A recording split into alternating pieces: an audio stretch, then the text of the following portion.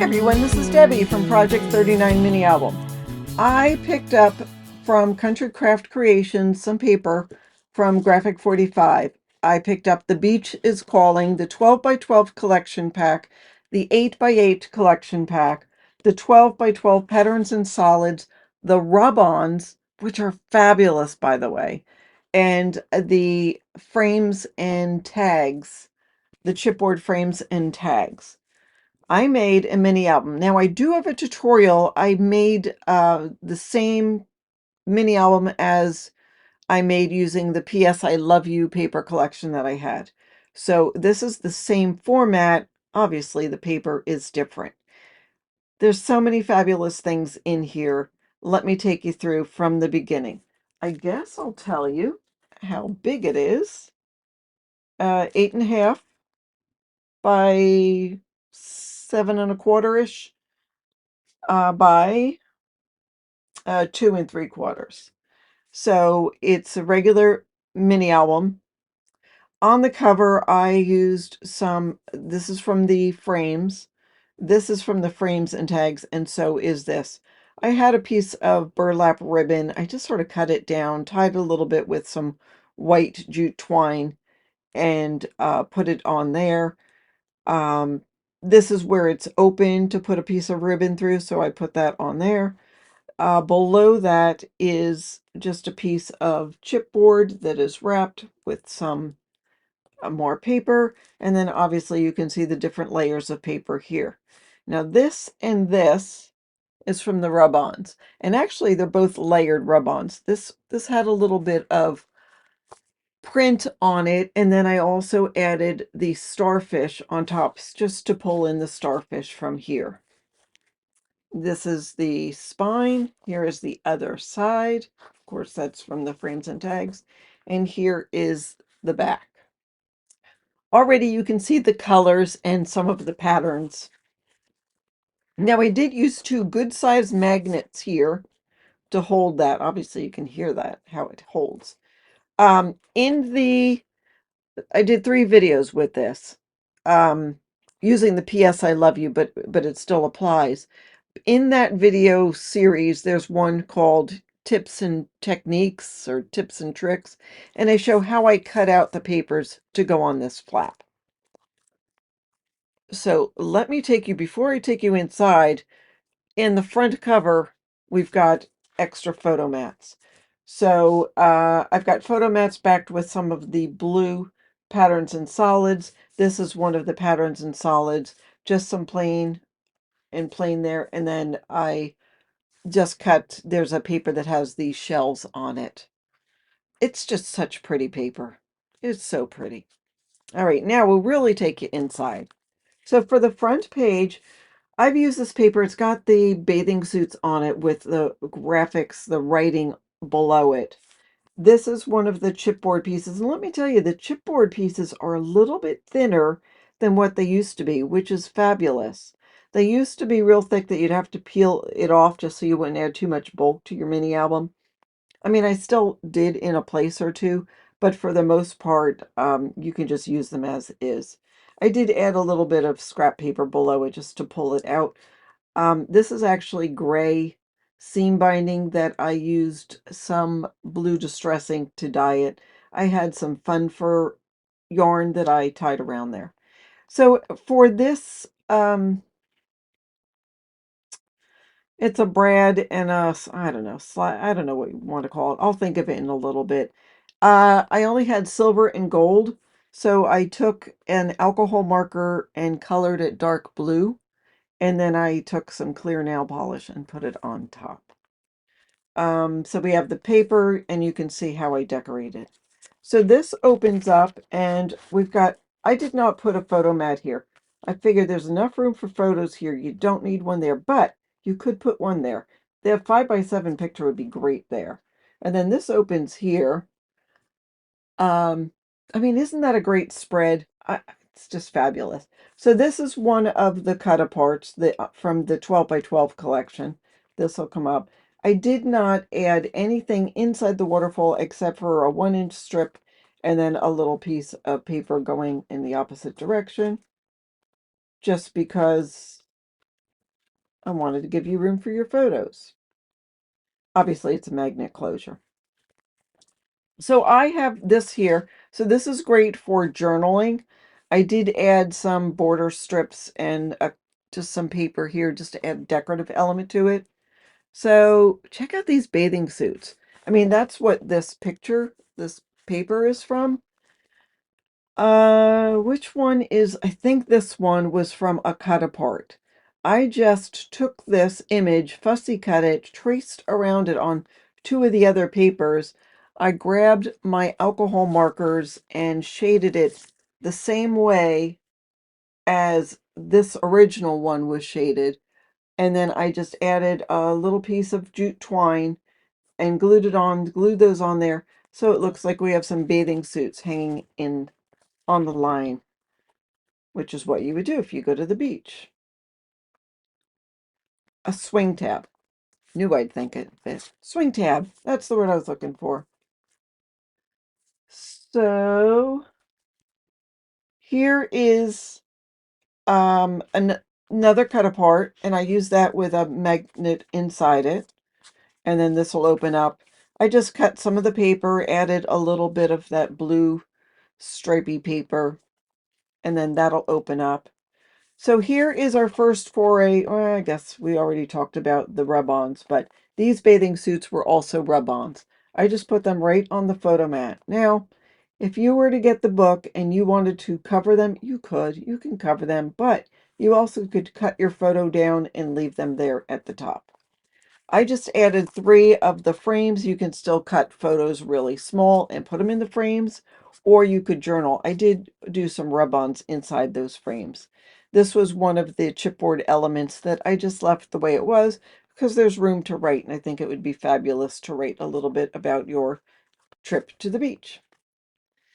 This is a hidden photo mat book, but I did not add the hidden photo mats. I figured there's enough room for 40 photographs in this book. I didn't think we needed to do that, but it is there if somebody wants to. I will sell this book. This book will be on my Etsy site. It takes me a couple of weeks just because it takes me that long to get around to doing the photos. But when I put it there, if you want, ask me what kind of paper or tell me if you want it. And I'll give you some extra paper to make photo mats. All right, so here's another cut apart. I left it open just so I could add another one of the cut apart. So that's 4x6. This was 3x4. This is also held on with a magnet, and this will open up. This is another one of those fabulous rub-ons. Doesn't that look beautiful? I love the rub-ons. People ask, people have had bad experience with rub-ons in the past, and I can understand that because I have too. The times that I've had bad experiences when they get old. So use them right away. Don't put this paper in your closet hoping that you'll use it someday. Use it and use the rub-ons. I also found that when you're doing the rub-on, instead of like peeling up the plastic or vellum that it looks like it's plastic that it's on, I just sort of rolled it. And that seemed to help the image stay on. I mean, I'm not saying it's not work. You have to make sure that all of the image gets on there. And as you're pulling up, if you see some has not transferred, you need to grab your bone folder or whatever and rub it again. But it's worth it because look at how beautiful that is. This is one of the cut aparts. I love this watercolory feel, so I sort of left that on this page. So that gives you some room to journal. In this side-loading pocket is a small little folder, and it gives you room to put a couple of more small photos. This is just cut from the paper. This along the top and bottom is the same paper. I just cut it lengthwise instead of up and down. And this was from the Patterns and Solids. I just fussy cut out a couple of the buildings and put them on there. I just left the back plain. This is one of the chipboard elements. I tied a little bow on and put it there because it looks pretty. All right, so that's that page. Here's another page. Don't you love the starfish? Pretty, pretty, pretty. The back side has the birds, and then we have this cut apart, and this piece opens as well. And here you've got some more of the rub-ons. Then this also comes up, and yes, yes, that's another rub-on. No rub-ons on this page. In fact, this page is just cut from the paper. I did not do any collaging, but it looks like I did. But doesn't that look fabulous on this page? But this will come up. There is a pocket here with just a small photo mat. Just this was cut from one of the border pages. That is one of the chipboard elements. Did I peel off some of the... I did peel off some of the chipboard on this one just because this group of pages was getting a little chunky. That is a rub-on. So that's a 4 1/4 by 4 1/4 photo mat, so you can put a 4x4 picture. I didn't put a photo mat here to give you room to put whatever size picture, but 4x4 is probably what you would use, or a 4x6 that you would cut down. Another rub-on there, and then another rub-on there. So, yeah, love it. Love the paper. This is perfect. I know so many people would just adore this paper. All right, the next signature. There are 4, by the way, so it's not that big. I think I was not sure where that was gonna go. So this page. So we've got another small pocket with a cut apart, and I made some tags to go in the pockets. That shell paper is gorgeous, and so is that. Gorgeous. So this will come down. This will go up. There is a rub-on. I did not put a photo mat here at the top. Just figure you can do what you want with it. And then there's room here to journal or photo mat or whatever you want to do. Oops, this should go down first. That'll go next. That'll go in this little pocket. And so will that. And then this opens here. So again, rub-on, rub-on. The stamp border paper going through there.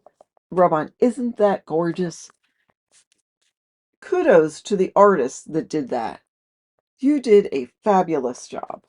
This actually was the same rub-on. I just sort of cut it in half and put the bird at the bottom and the seashells at the top, which is sort of backwards to me, but you know, it works though. All right, here is another side loading pocket, and I just left that blank so you can put your 4x6 photo there. Love the sandcastle. That is adorable. This opens this way. Here is another one of the chipboard elements that'll open that way and that way. And I have a photo mat right inside there, and that's one of the cut aparts. Now you could use this to put smaller than 4x6 pictures. You could put 2x3 pictures on each side. I don't think I counted that when I was counting how many photos go in the book. This was one of the back sides of the cut apart. It's just so pretty. Again, I think whoever did the watercolors of the shells did a great job. So there's more room for journaling and photos. I left the top of it open so I could put a cut apart. There's the back side of that. And then, of course, there is a row of the houses. Now, even though it's on the blue paper, it still looks fabulous. So that is just the magic of the rub-ons. So on this page, I just have pockets. These don't open or anything. It just gives you some more room for a couple of photos and or journaling. They're just 2 different size pockets.